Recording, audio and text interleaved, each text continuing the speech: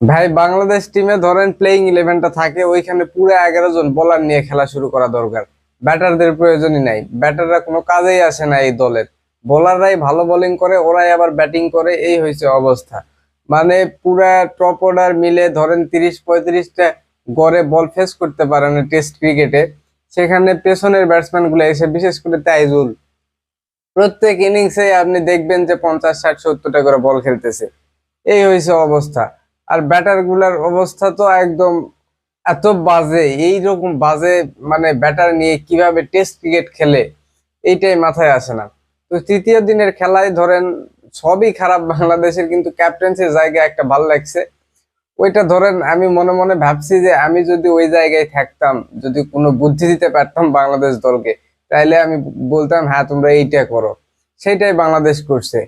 এই যে ধরেন বাংলাদেশ হচ্ছে ওই টুকুস টুকুস টুকুস টুকুস করে ওই উইকেটে থাকতেছে, পারতেছে না, আউট যাইতেছে, রানও হইতেছে না।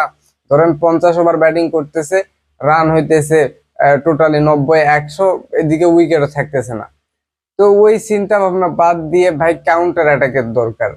যেখানে আমি হচ্ছে ওই মানে ডিফেন্স করে পারতেছি না, সেইখানে আমি শর্ট খেলবো। ওই যেটুকু লাগবে ব্যাটে ওইটা রান হবে, আউট গেলে গেলাম, রানও হলো, আউটও গেলাম। ওই ডিফেন্স করতে করতে 50টা ওভার খেয়ে ফেললাম। তারপরে ধরেন ওই 90-100 রানে পড়ে আসি, অথচ উইকেট নাই।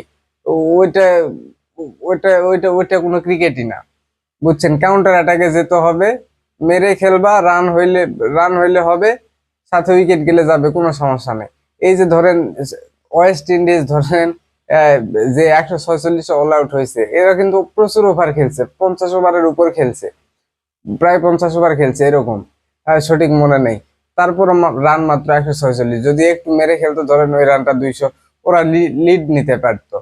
এই অত ডিফেন্সের দরকার নাই, যেখানে উইকেটে থাকাই যাচ্ছে না সেখানে ডিফেন্সের কোনো দরকার নাই।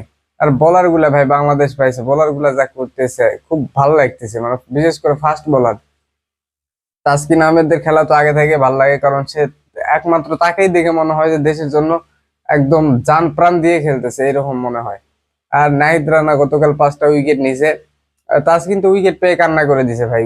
মানে ওই নাহিদ রানার বোলিং এর সময় একটা ক্যাচ উঠছিল থার্ড ম্যানের দিকে, ওইটা মিস করছিল হচ্ছে তাসকিন আহমেদ, একটা ইজি ক্যাচ এইরকমকে ধরতে গিয়ে মিস করছে, যার জন্য কিন্তু পরবর্তীতে ওই উইকেটটা পেয়ে তাসকিন একদম পুরো কান্না করে দিছে।